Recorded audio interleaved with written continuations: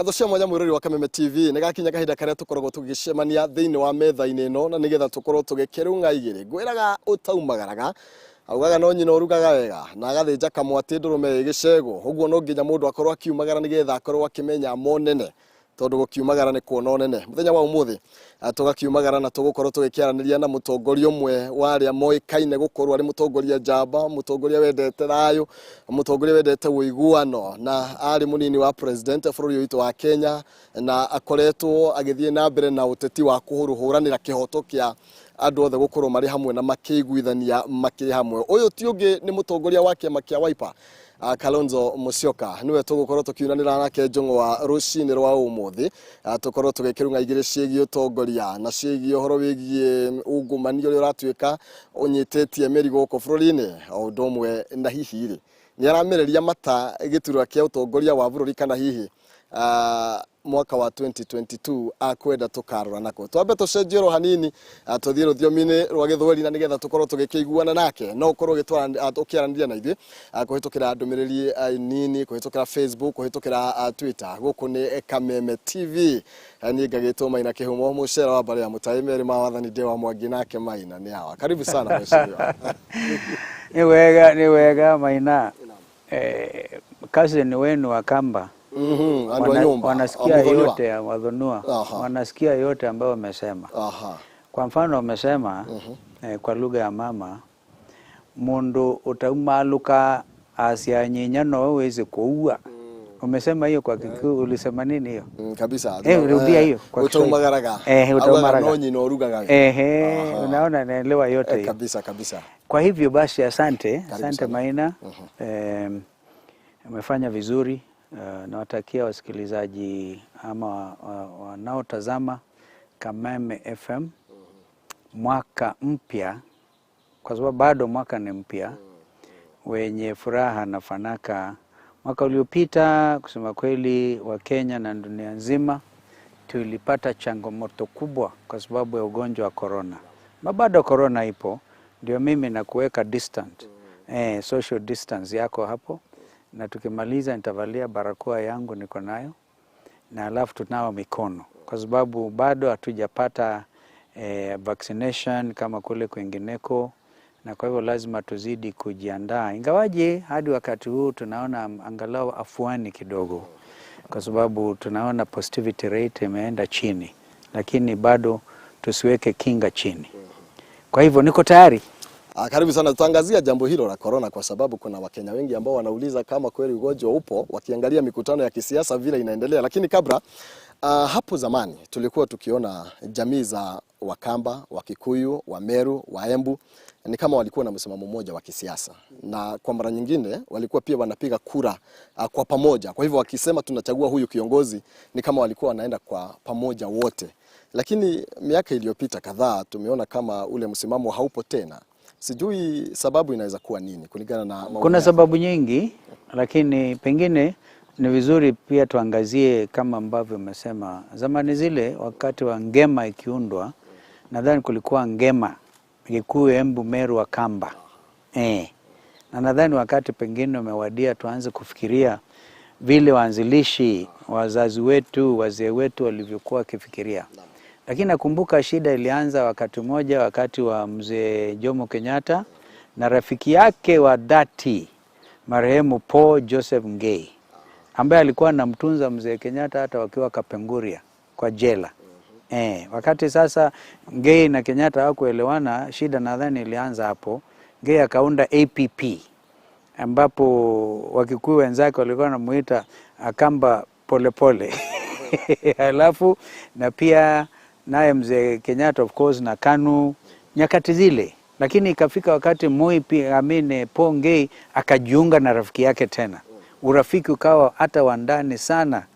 Nakumbuka mimi kama nikiwa mwanafunzi katika chuo kikuu cha Nairobi, niliandika dissertation yangu juu ya mambo kama hayo. Kwa mfano mzee Kenyatta alilazimisha bunge nzima kurekebisha katiba, kumpa uwezo na mamlaka rais wa jamhuri aweze kusamehe election offenses. Yaani mtu akifanya makosa ya kule kwa siasa, Mpongei ilifanya madhumuni kwa sababu mzee Kenyatta alikuwa anasaidia rafiki yake Mpongei na akamsamehe. Na Ngei akarudi, akaendelea, alikuwa anaitwa Simba, akaguruma wa Kangundo. Kwa hivyo uhusiano ulikuwepo. Na sidhani kama kuna mambo ambayo yalifanyika yanayoweza kudhuru uhusiano huo. Nitakupa mfano mwingine. Mimi miaka mingi baadaye, mwaka 2007, wakati ilikuwa inaitwa wakati ule coalition yetu ya chungwa na ndizi. Sasa tukasema chungwa tayari itakuwa chama. Kukawa ODM Kenya na vile vile ODM. Hata mimi ulikuwa naambia kina Raila wao walikimbia na chungwa ingine ilikuwa na Momero anaitwa I forget the name. Akawauzia hiyo chungwa na mimi kabaki na chungwa ambayo ilikuwa imekatwa. Sasa wakati huo wakati hatukuelewana juu ya nani atabeba bendera ya ODM Kenya, furugu ikaingia. Mimi basi ikanibidi niwe presidential candidate, Raila presidential candidate, Mwai Kibaki kwa upande alitoka upande ule mwingine presidential candidate wa PNU. Alafu kikaumana baadaye. Kilipoumana baada ya uchaguzi watu wakaoragwo Rift Valley na kwingineko, nani alikuja akashikilia gurudumu ya kusema inchi haiwezi kuharibika nikiwa hai. Ndipo basi sisi hatukuhitaji Kofi Annan. Kabla Kofi Annan kufika, Kalonzo na Kibaki walikuwa wameunda coalition, PNU Alliance. Kwa hivyo wakakumbuka Mundu na Muthoni wake or something. Kwa hivyo hii kitu iko kwa DNA na hii haiko mbali sana. Haiko mbali sana.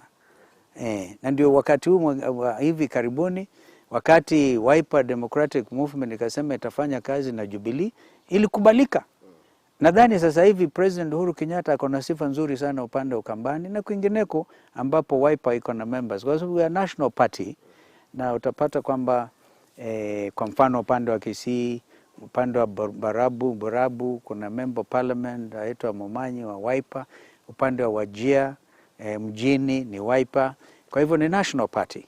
Lakini of course umaarufu uko katika Lower Eastern kushinda kwingineko, na upande wa Pwani vile vile wamekubali uhusiano huo wa Wiper na Jubilee. Kwa hivyo hakuna mambo mengi ati yameharibika.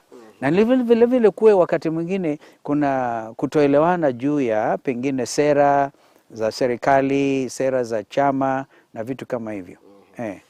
Na wewe kama kiongozi wa kutoka kule Ukambani, sijui kama umeanza jitihada yoyote ile ama umeweka jitihada yoyote kuhakikisha kwamba ule ushirikiano ulikuwepo wakati ule umeweza kurejea. Si ndio basi? Ukiona vielea Maina, ujue vimeundwa. Sasa hivi tuendelea na kuviunda. Kuviunda ndivyo vielee. Kwa hivyo kuna mengi ambayo yanaendelea, mazungumzo, watu wazee kwanza. Jamii hizi mbili za Wakikuyu na Wakamba wanapeana kipaumbele kwa wazee. Wazee kukutana na kukaa, kuulizana, vijana tuwafanyie nini, kitu gani kibaya, mambo kama hayo. Kwa hivyo hayo mazungumzo yanaendelea, na nadhani kwamba hivi karibuni pengine itabainika wazi mipangilio gani ambayo tuko nayo. Naam. Haya, tuangazie masuala ya siasa sasa. Hiyo haikuwa siasa Maina. Amna, sasa pale ilikuwa urafiki wa jamii sasa. Ilikuwa tunajaribu kuangalia vile mahali tumetoka na mahali ambapo tumefikia. Lakini sasa tuna takriban miezi 17 kabla uchaguzi mkuu mwaka ujao. Na Wakenya wengi kwa sasa wanatarajia kwamba serikali itawafanyia kazi. Lakini kinyume na hayo, tumeona wanasiasa wameanza kampeni za mapema. Sijui maoni yako ni yapi kuhusiana na siasa na ambazo zinaendelezwa kwa sasa? Swala hilo Maina ni swala nyeti. Kwa sababu mwaka 2017 mimi na wenzangu tulikuwa upande wa NASA. naye ndugu Uhuru Kenyatta na William Ruto wakawa upande wa Jubilee, na kusema kweli upinzani baina ya timu hizo mbili ulikuwa mkali mno, kama ulivyokuwa mwaka 2013. Na by the way, matarajio mengi ilikuwa kwamba baada ya mzee Kibaki ambaye mimi nilikuwa makamu wa rais wa awamu ya 10 ambaye hakuchaguliwa, alinegotiate hiyo. Wengine wote walikuwa wanateuliwa, kina the late Karanja, kina Murumbi, kina Jaramogi, alafu mtu anafutwa kazi, lakini hii ilikuwa coalition. Wengi walikuwa kitarajia pengine baada ya mzee Kibaki itakuwa ni Kalonzo. Lakini mambo haya ya vita vya ICC nadhani ikatatiza mpangilio huo. Na tunaweza kuelewa. Kwa hivyo sisi tukaamua hoja tu tusubiri la tuungane na Raila huyu, tukaungana basi na Mudavadi na Weta. Na hata mashinani akajiunga nasi vile vile. Basi matokeo ndio hayo. Mwisho wapi? Mahakama kwa Chief Justice Maraga. Basi uamuzi ni kwamba kuwe na marudio. Wakati huo mimi mama alikuwa mgonjwa, nikasema wacha mimi nipeleke bibi hospitali. Nikiwa huko basi wanarudia uchaguzi. Voter turnout haikuwa nzuri sana, kwa sababu wakati huo Jubilee ilikuwa yashikamana. Lakini baada ya handshake, mimi niliporudi, nakumbuka nilipotoka Jerumani, nilisema kwa maoni yangu ni lazima Uhuru Kenyatta na Raila Odinga waketi wazungumze. Wasipozungumza itawalazimu wazungumze bado. Kwa hivyo mimi nilifurahi sana kuona wakishikamana kwa mkono, ingawaji hakuna ambaye alinijulisha kwamba wanafanya mazungumzo yao. Nikaona handshake, nikafurahi, kasema basi wacha inji ipoe. Lakini sasa shida ikaanza hapo kwa upande wa Jubilee. Kama ambavyo zote tuelewa. Kumbe huyu makamu wa rais naye anaona pengine ni jama ya kumharibia asije akamridhi Uhuru Kenyatta, na aelewe kwamba mambo haya ya kutafuta uongozi wa nchi, kawaida wananchi hafurahii mipangilio hiyo. Wanataka wao wenyewe waje wajiamulie. Kwa hivyo vita vikaanza pale. Na kutokana na swala hilo, matarajio wananchi wa Kenya yalikuwa kwamba serikali ya Jubilee itasaidia vijana. Walikuwa wametangaza idadi ya watu wangapi ambao watapata nafasi za kazi kila mwaka, sijui 500,000. Walikuwa wafanye mambo mengi. Lakini sasa matatizo baina ya kiongozi wa nchi ambaye ni Mheshimiwa Rais wa Jamhuri na naibu wake yakaanza kudhihirika wazi. Badala sasa kazi ifanyike, ikawa sasa ni fujo. Na mimi nilikuwa makamu wa rais ambaye hatukuwa hata katika political party moja. Lakini leo mkimuuliza mzee Kibaki ambaye amestaafu, alikuwa na amani sana kwa roho yake. Alijua kwamba kama Kalonzo na kwa vice president wangu, mimi naweza kulala. Na hata alisema jambo hilo kabla ya kuacha ofisi. Akasema jamaa amenisaidia sana huyu. Wakati mwingine ilikuwa mambo ya kufunika hata mambo ambayo yalikuwa pengine, kwa sababu wote wa Kenya wanajua mzee Kibaki akotoa alikuwa afya ilikuwa takshishi. Na mimi kama naibu wake ilikuwa ni kufunika swala hilo na kuweka nchi pamoja. Kwa sababu kiongozi wa nchi kama president ni lazima awe ni kielelezo cha utaifa wetu. Kwa hivyo vile, that has not changed. Whatever people may think of President Uhuru Kenyatta is the symbol of national unity. Kwa hivyo hilo likiwa challenge, ndio mimi niko na shida watu siku hizi kuandikia rais barua, open barua. Open barua anaandikiwa. Yaani ni kama anaambiwa wewe bure. Hiyo ni kuharibu ule utaifa wetu. Na ukipuuzilia that office, effect yake inakuwa ya ajabu sana. Ni kama kupunguza ratili za Ukenya wetu. So lazima kuwe na hali ya nidhamu kwa mambo hayo. Now, kwa hivyo hiyo shida ya Jubilee bado yaendelea. Sasa amejitolea wazi, unaona chama cha Jubilee kinasema hawataweka candidate huko Msambweni, naibu wa rais anamuweka wake na kutomea hela zote, nguvu zote, kuaibisha sijui nani. Sasa Msambweni ilipita. Sasa kuna mambo yangine sasa BBI na kwingineko. So ndio nasema hiyo muundo huo wa siasa hujaonekana, na tena unaweka chuki ndani yake. Na himi I can tell you, mimi kazi yangu ni kushikanisha sio tu nchi yetu hii, lakini hata eneo nzima. Sasa na kazi nafanya huko DRC na vile vile upande wa South Sudan, kushikanisha hawa watu wanaopenda vita. Vita vinatolewa vya maneno ya ajabu, lakini kule kwa South Sudan watumia Ryu AK-47.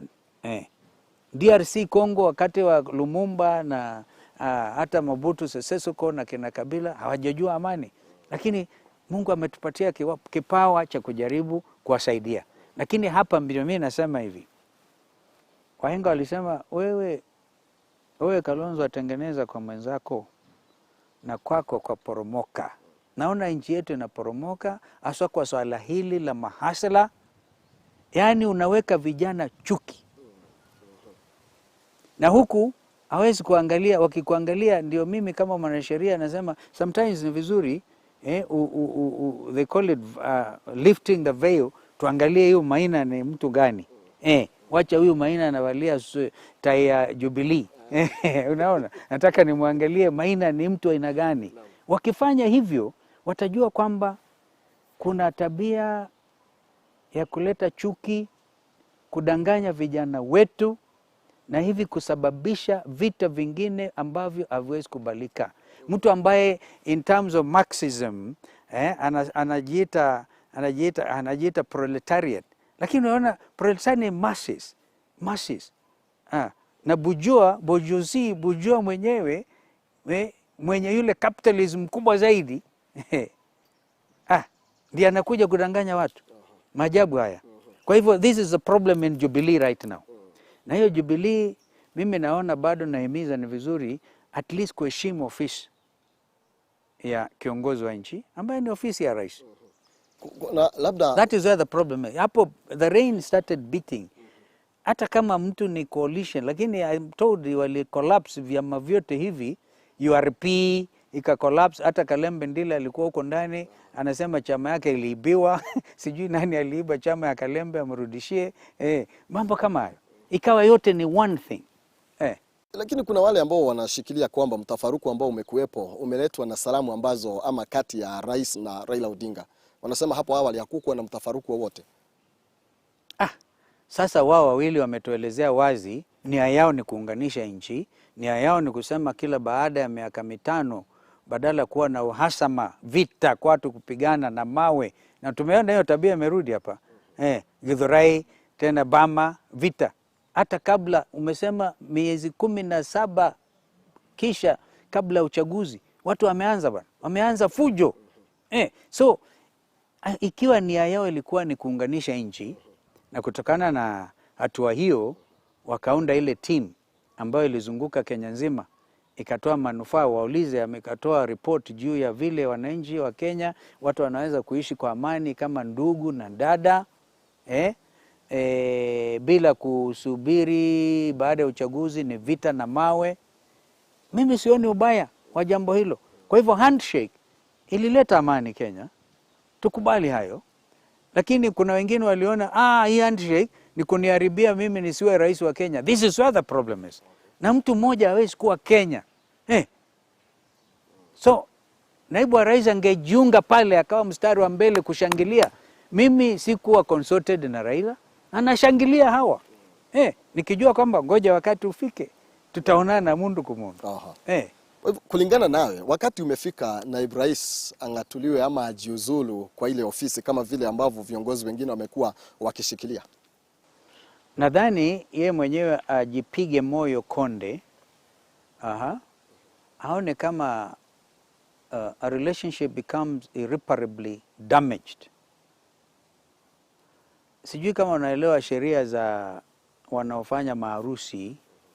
Ukikosana na mke wako na sikuombee ukosane naye, mnaenda mbele ya mahakama, hii kitu ya kupima kama harusi imekwisha kabisa, wanatumia maneno kama hayo kwamba irreparably damage, yani hawa jamaa hawezi kukaa pamoja.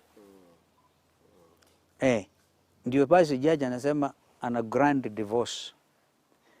Lakini hata divorce wakati mwingine inakuwa nusu, decree nasai, alafu after some time inakuwa absolute, harusi imevunjika. Kama harusi ya Jubilee imevunjika, uongozi na nidhamu ya uongozi inahitaji mtu aseme, hapo tumefika, mimi sasa sitaki kuwa mdanganyifu kwa ofisi ya naibu wa rais, wacha nijiondoe, ningangane nikitoka nje. Lakini kukaa pale ni kama kudanganya kwanza roho yako mwenyewe. Unashikilia tu sheria ambayo inasema rais hawezi kumtimua mamlakani naibu wake. Hiyo ndio katiba inasema hivyo. Kwa hivyo unashikilia hiyo tu, lakini huku unajua harusi yenyewe imekwisha. So this is where a leader ajikakamua, anasema I am stepping aside. Akistep aside, mimi mwenyewe nitampa heshima. Lakini huwezi kukaa pale kama wengine, ndugu zangu wengine, mtu ni gavana wa Wiper, na anasema mimi si yuko ndani, alipi hata entitlement, anafanya ni kutumia mamlaka vibaya. Na ufisadi ni ufisadi. Kwanza ule ufisadi mbaya zaidi ni ufisadi wa mafikira. Sijui kama tunaelewana kabisa.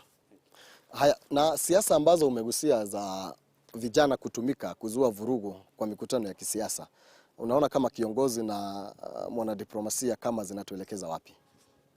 Ndio mimi nasema a new deal. Wakenya wakatae kabisa kutumiwa, vijana wetu wakatae kata kutumiwa. Hata tolerance ni kitu ya maana sana. Hata kama unachukia kabisa sura ya Kalonzo, unachukia ambacho anasimamia, mpe tu haki yake ya kikatiba kwamba ako na haki ya kuzungumza, alafu utoe uamuzi. Lakini tabia ya kupatia vijana bangi, wapigane na wenzao kwa sababu hawana nafasi za kazi, in my view ni ufisadi ule mbaya zaidi. Kwa hivyo imefika wakati tuambie vijana wetu wakatae viongozi kama hawa, na sasa we want to formulate a new deal. Watu kama sisi wajulikana bwana, hatuna nia ya kupiganisha watu wetu. Kila mtu lazima apate nafasi yake, position yake. Tunajua shida kubwa ni kutokuwa na ajira ya vijana wetu. Uchumi umefifia hasa kwa sababu ya corona. Na kwa hivyo tuelewa zote kwamba ikiwa nafasi za kazi zitabuniwa nikisha baada ya miaka 2-3 hivi dunia nzima, hata uchumi wa Marekani umeshrink, I don't know, by about 3.9 percentage point mwaka huu kipindi hiki. Uchumi wetu sasa, uchumi wa Kenya is going into a recession. Zote tuelewa. Lakini lazima basi tutafute kwanza kitu cha maana zaidi ni uhai, chakula na nguo, watoto wasome, for the time being tuvumiliane. Lakini ikiwa badala ya kuvumiliana na kupigana mawe, mimi swala hilo ni mbaya na siwezi nikaliunga mkono. Naam. Hapo kwa uchumi, kuna viongozi ambao waliandika barua juzi tu na wakamlaumu rais kwa hali ya kuzorota kwa uchumi, na wanasema yeye ndiye amechangia pakubwa. Unaweza amechangia vipi? Watuelezea amechangia vipi kwa uchumi? Walisema yeye ndiye shida. Na waliandika barua viongozi 41. Mimi sitaki kumtetea Mheshimiwa Uhuru Kenyatta. Najua yeye mwenyewe anajua kujitetea sana. Alright? Na pengine hivi tunavyozungumza pengine anajitetea mahali fulani. Kwa sababu ukiangalia Mlima Kenya kwa mfano, ikiwa ni miundo msingi, basic infrastructure, nadhani amejaribu sana. Kama kwa mfano leo ingetolewa orodha ya watu wangapi kutoka mountain region ambao wamepatiwa nafasi za kazi na Mheshimiwa Uhuru Kenyatta, rais wa Jamhuri ya Kenya, pengine wengine wa Kenya wanaweza kulalamika kama sisi. Kwani ni hawa peke yao? Na juzi niligusia swala hilo. Naibu wake alipokuwa walikuwa 50-50 serikali, yeye alichukua tu watu yake akaweka pale. Na sasa ako na audacity ya kwenda Ukambani aseme nipatieni mtu wa sijui Wilbaro kura. Wakamba atamuuliza, ala, wakati wewe uko makamu wa rais, wangapi Wakamba umepatia nafasi kama ministers, permanent secretaries, parastatal chiefs? At least Uhuru alikuwa anaweka kiraka hapa. And I'm telling you, watu wa Mount Kenya munisikilize, because mimi ni mtu wa kuongea ukweli. Ikiwekwa orodha ya wafanyikazi wa serikali nzima Kenya hii, watu wataenda waseme kwa Mheshimiwa Uhuru Kenyatta, pole sana. Hatukujua hivi. Wakiangalia ni pesa kiasi gani ambazo zimeletwa, kwa mfano in terms of infrastructure within the region compared to other regions, wataanza kusema hawa watu 41 walikuwa na political agenda. This is not genuine. Na niliangalia masuala hale, I think they were being canvassed last night kwa runinga. Watu wakiuliza hii barua, and I started by saying, sidhani kama ni jambo la busara kumwandikia your own party leader barua, na was still head of state. There must be another way of engaging. And if they need to know how, I'm even available. Mimi kazi yangu nishikanisha hata ndugu wangu 41. Kwanza mmoja wao ni kijana, nakumbuka alinunuliwa na rais, akapatiwa kama zawadi gari. 1/41. Kijana alipatiwa gari. So unaona, there's something unrealistic. It's so political gerrymandering. But on the other hand, I think wao wanasema, kiangalia bottom line, 41 wanataka waitwe na rais.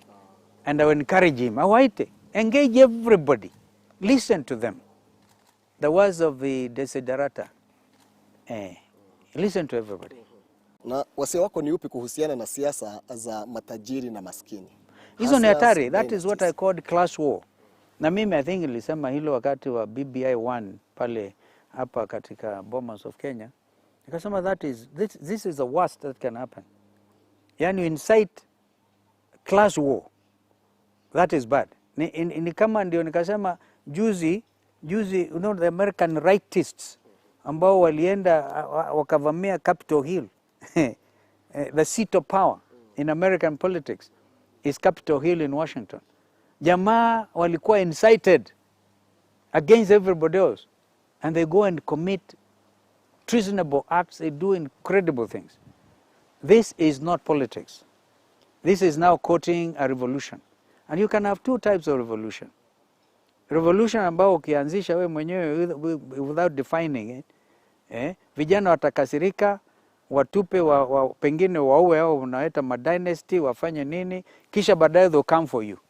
Because you're also realizing, you are even worse than them. So that revolution will eat its own authors. But there can also be transformational revolution, which is what we are standing for. Okay?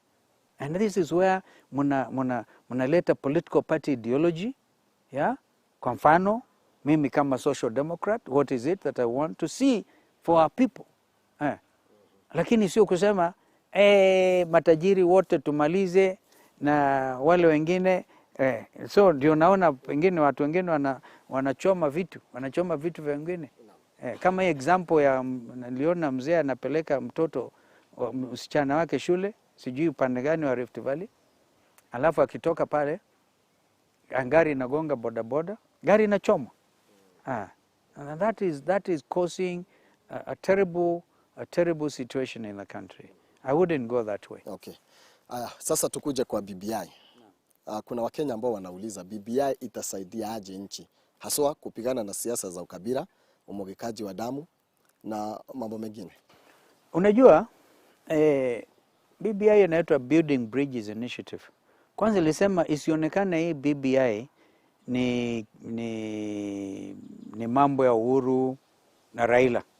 Hata wengine ambao wamekuwa kabisa wamechanganyikiwa wanasema hii BBI vita ya Raila na Ruto. Sasa BBI, wakati sasa document yenyewe imetolewa, kuna BBI 1, BBI 2, BBI 3. Mimi kama kiongozi wa Wiper Democratic Movement nilituma wakilishi wangu, naibu wangu Farah Maalim na vile vile kijana Mutula Kalonzo Jr. wakajaribu kupiga msasa hiyo document. BBI 3 kwa hivyo ni document ambayo itasababisha amendment ya katiba yenyewe. It will probably be the first amendment to Constitution 2010. So that is a very normal thing. In fact, watu wangeketi na kusema this is wonderful, sioni nani anaweza kupima, because personally I believe in real devolution. Kutoa pesa mashinani huko Nairobi, watu wafikiwa huko kwangu Zekuru at the ward level and in real time. My only worry ni we should not devolve stealing of funds. Hii ndio mimi inanikera sana. Magavana wengi wanachukua hizo pesa. I hope the MCAs will also not do the same thing, but a serious government will put in place a very good accounting mechanism where people are held to account. Ambao ni wezi hawa fedha hizi wakichukuliwa hatua kabambe ya kisheria above board, wananchi waone huyu ameiba, huyu hiyo adabu ya kisheria amechukuliwa ni ya kweli, wengi watapata laini. I remember nchi ya Nigeria ambayo ilikuwa na muundo wa siasa kama huu, kuwa na magavana na masenata, na mimi mwenyewe nilikuwa naamini it is important to have the Senate as the upper house, because there you can have solid debate.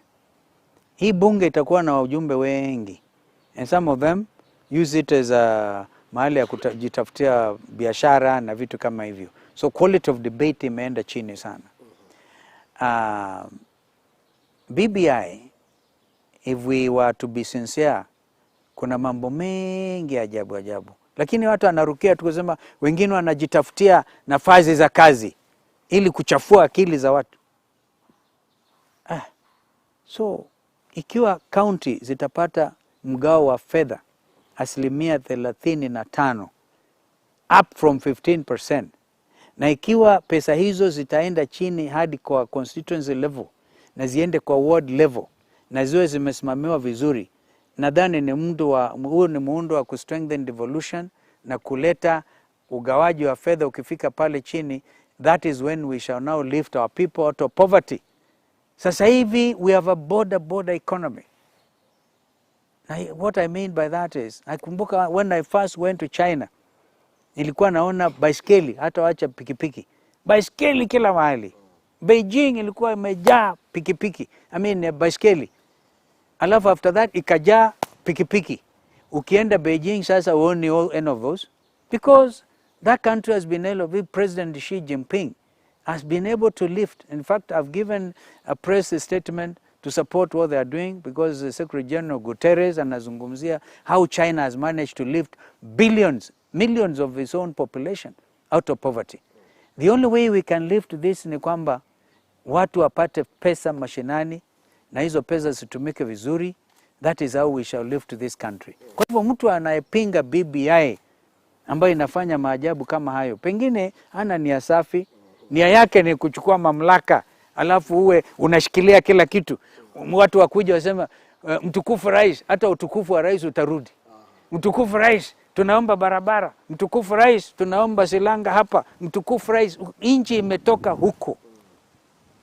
So this is a document that we should embrace. Na kama kuna shida mahali hapo, honest conversation, alafu irekebishwe. Juzi naibu rais akiwa kwa mkutano wa kisiasa aliuliza kama 15% haiwezekani kwa sasa, hii 35% itatoka wapi?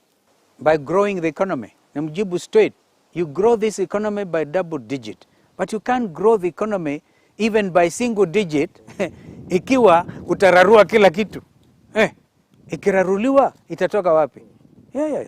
But where people are serious, transformational leadership, we grow this economy by double digit. By the way, wakati wa mimi na Kibaki, nikiwa makamu wa Kibaki, kuna nchi jirani, zitaki nizitaje, ambazo wanapatiwa pesa na wafadhili kulipa wafanyikazi wa umma. Do you know nchi hii inasimamia 99%? Right? Hakuna hatukopi pesa kuja kusimamia kulipa wafanyikazi wetu. Yeah? So this country is ready for takeoff. And I think ni watu wa aina hiyo ambao wamezungumza Deputy President na wenzake kama ambao wanataka to update their thinking and to be positive about what they can. Yeah. So if he wants to now stick, pengine akichukua mamlaka anaweza kutoa hata 15%. Aseme tena tunakwambia mtukufu rais tunaomba barabara. Haya, tukitoka hapo twende kwa chama chako cha Wiper.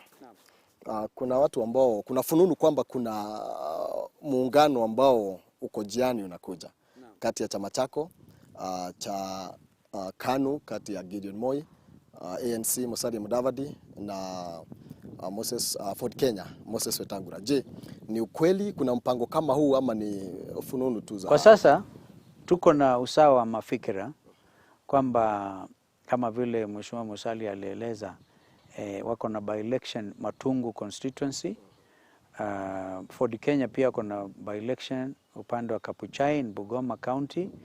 Matungu is in Kakamega County, na sisi kuna by-election ya senatorial ya Machakos, na hata huku kuna ward zingine zitajulikana Ketise ward, huku kuna by-election. Tukaona sisi because bado the three of us bado tuko NASA. Alafu Gideon Moi ni ndugu yetu, akasema yeye vile vile KANU haitasimamisha candidate upande wa Machakos, Matungu na Kapuchai. Hiyo inakuwa common ground ya sisi kusema let us begin from there. Lakini siwezi kukuficha,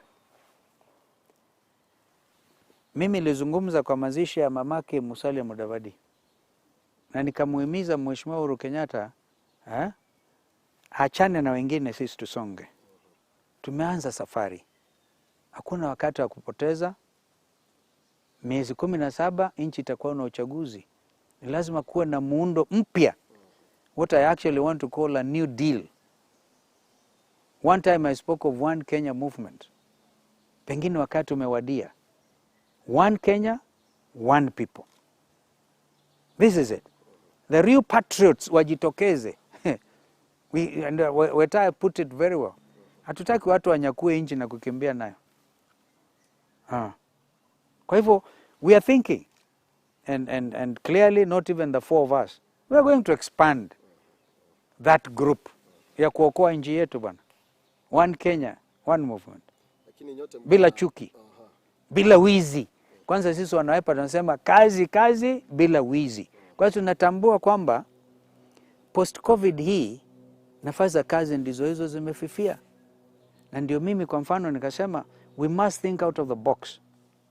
The way I'm seeing it, nchi ndogo kama nchi ya jirani hapa Rwanda wamejaribu sana. And if we are not careful, unaweza kuamuka ukasikia Kagame amesema the whole of that country is a free zone, is a free port, kama vile Dubai. This is why I'm in the forefront in saying, ili tubuni nafasi nyingi za kazi, we should think seriously of making Mombasa and Lamu free ports. What would that mean? Biashara yote ya dunia itaangukia pale.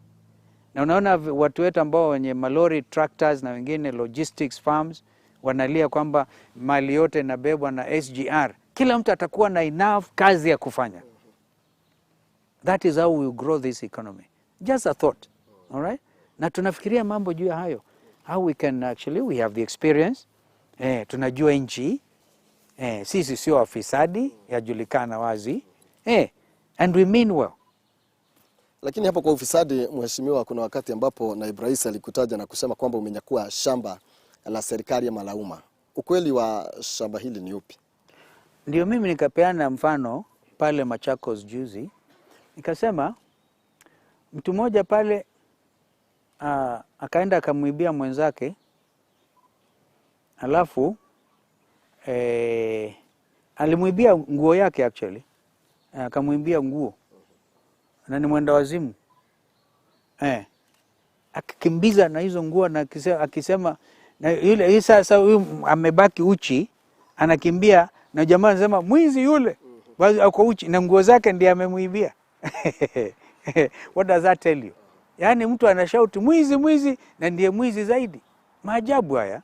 But mambo haya tumeyapeleka wazi kwa DCI Kinoti, na mimi nangojea majibu. Kama kuna wizi ulifanyika juu ya shamba hilo tuambiwe. Kama hakuna wizi, nataka swala hilo likome permanently. Alafu to deal na wenye kuiba mashamba. Na basi kuna mtu anaweza akauliza mheshimiwa, serikali imejitahidi kivipi kupigana na ufisadi?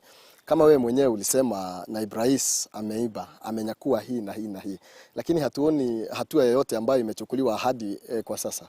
This is why nimesema kila mtu sasa ajitambulishe. Kama hakuna mwizi, afanye vile nilifanya. Aende kwa EACC, aende kwa Kinoti, aende kwa DPP, tufanye real times. Nilisikia Mheshimiwa Uhuru Kenyatta akizungumza juu ya lifestyle audit. Tunataka hili swala, mimi niko tayari nikajipeleka pale kwa Kinoti, wengine wajiweke wazi.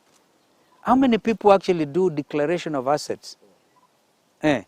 Na wahesabu after 5 years waonyeshe wananchi wa Kenya, if we are serious about fighting corruption, hii mali ingine umetoa wapi yote hii? So mimi nataka niseme kwamba kwa pande wangu mimi ambayo nazungumza pengine Mheshimiwa Uhuru Kenyatta hawezi kusikia. Nilimwambia one time, hata kama nikiongea mbaya zaidi utaki kukubaliana mimi, kumbuka mimi ni mpinzani. Wewe ndio Jubilee serikali, mwenzako Ruto. Ya sasa Ruto anaruka na mwachia Uhuru na miaka 8 wamekuwa pamoja kama pete na nini? Chanda na pete. Miaka 8. Yaani sasa unaruka unajifanya wewe sio serikali. Maajabu haya. So they will be held accountable jointly and lawyers can add and severally. Yani mwenye wizi ni nani? So we must put them to account. I know Wakenya wengi sana walilalamika wakasema tangu handshake hakuna upinzani Kenya hii.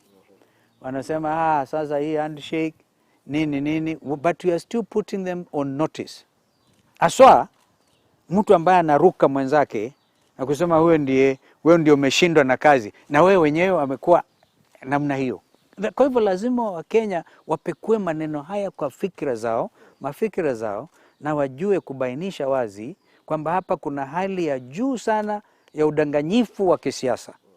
Huo udanganyifu wa kisiasa ni lazima uchambuliwe na watu wajue what kind of leaders we are dealing with.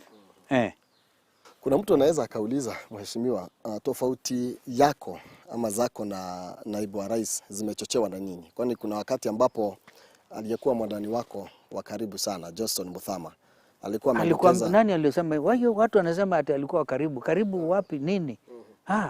You know, I've always been my own person, my friend.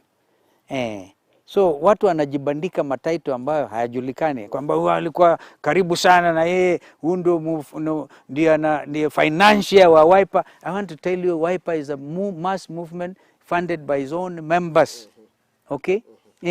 Kwa hivyo ilikuwa ati nini. Sasa hakuna mambo kama hayo kwanza. All right? Okay.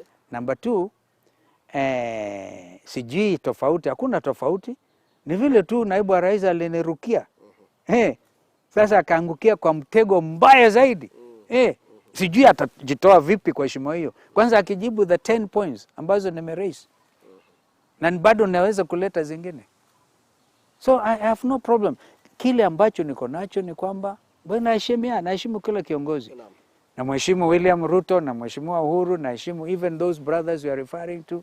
I do not have any enemies. I don't believe in political enemies or any type of enemy. But we can differ in approach. Na ikiwa interest ile prime ni interest ya nchi nzima, hapo naweza nikakuchokoza ukienda vibaya. And that's what I'm trying to do. Somebody must put this country to order. All of us must be put to order. Tutamatishia hapo, lakini kwanza Mkenya anaweza taka kujua mwaka wa 2022 tutakuwa na wapi? Wakati umefika muunge mtu mwingine mkono kuania kiti cha urais ama bado uko katika pale kwa kinyang'anyiro kile? Tumeweka wazi kwamba mimi, Mungu akitujalia, nitakuwa kwa debe nikitafuta kiti cha uongozi wa rais wa Jamhuri ya Kenya. Hiyo tumeweka wazi. Lakini hiyo haimaanishi kwamba mimi ni dogmatic, kwamba mimi tu, kama sio mimi haiwezekani, vitu kama hivyo. I put the interest of the country first. Kwa hivyo nitajaribu sana ni washawishi wenzangu wanipe nafasi. Including wewe Maina. Tuanze na wewe na Kameme na wasikilizaji wote. So we will do that. But because we have done it before, I've run before, na kawaida in life I think ukijaribu kitu mara ya kwanza na ufaulu, ni vizuri ujaribu tena. Wakenya ni wakumbushi, nilijaribu 2007. Nikawa watatu. Wengine wanasema distant third, lakini hakuna aliyekuwa mshindi. Sasa kama hakuna mshindi, nani unasema distant third namna gani? Ukipata zaidi ya 1,000,000 that time was not a joke. All right? So it's only fair that we give it the real and the final shot.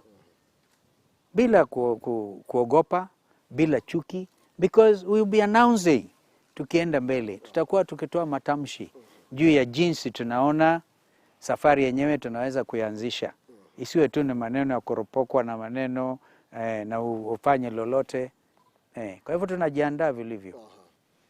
Uko Ukambani, karibu kila gavana aliyekule ameonyesha na kwamba ana azma ya kuwania kiti cha urais. Labda jambo lile huenda likaathiri azma yako ya kupigania kiti cha urais hapa nchini. Watu wanawaita hao wadhonua wenu hao. Werefu sana. Werefu, wanajua kupima. Wanajua nani kiongozi. Lakini ndugu zangu wengine pia wako na haki ya kutamani uongozi. Ni haki ya kikatiba. Lakini nani kiongozi wanamjua. Nataraji nadhani kwamba nimekujibu.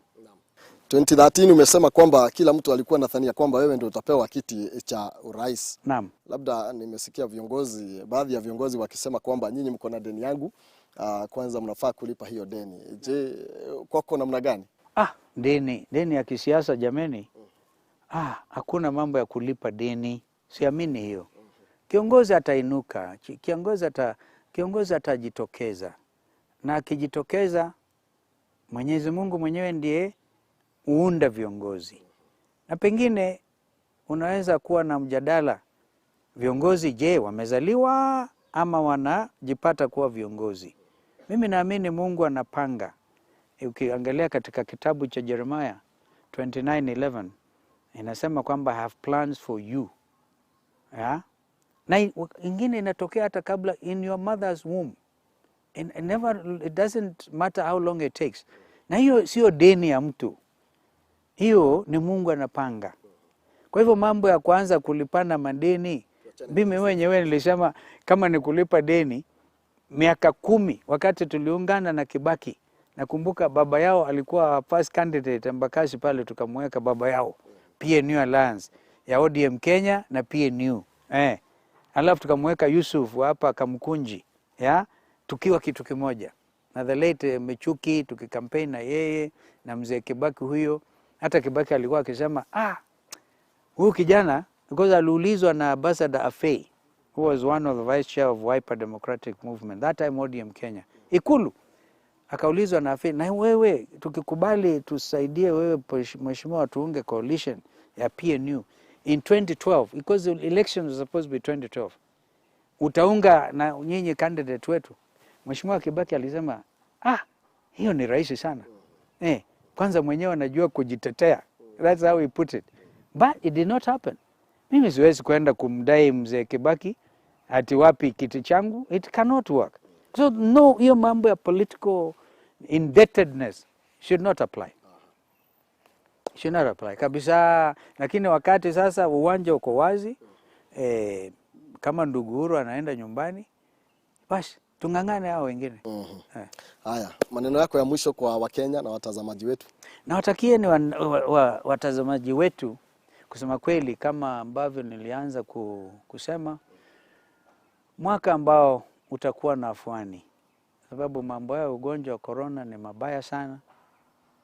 Mungu mwenyewe atatujalia, atatunusuru kama nchi. Lakini pia tujikakamue. Tuanze kuchambua maneno. Tuangalie viongozi hawa wote. Twajuana sisi. Na kwa sababu twajuana, tujiandae na tuweke chuki baina yetu. Tusiweke chuki baina yetu. Tuheshimiane. Tuheshimu pia maofisi ambayo kikatiba yamewekwa pale. Huwezi kuanza kumvulia rais wa jamhuri suruali awe uchi. Utakuwa ni uchi wako wewe mwenyewe. Mambo kama haya yana umuhimu.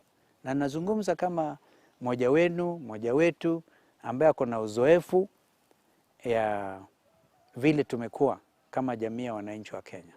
Tuchunge sana utaifa wetu, lakini pia utaifa utatokana kama mtu ako na njaa na mtu ako na chuki, ana furaha, amefiwa na jamii, na pia tuwajali hawa kwa sababu ni wengi wanaumia.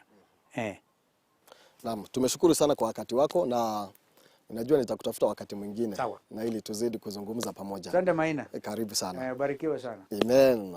Thank you muno makiria unio tugukorwo tugikinyia muthia NDERETI tu muthenya wa umuthi.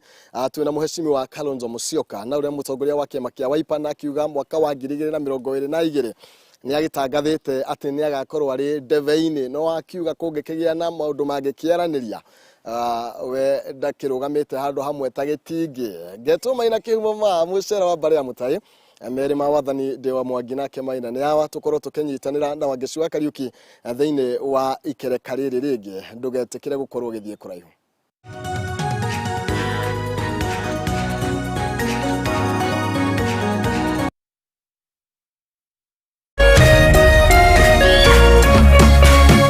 Urerorera Kameme TV.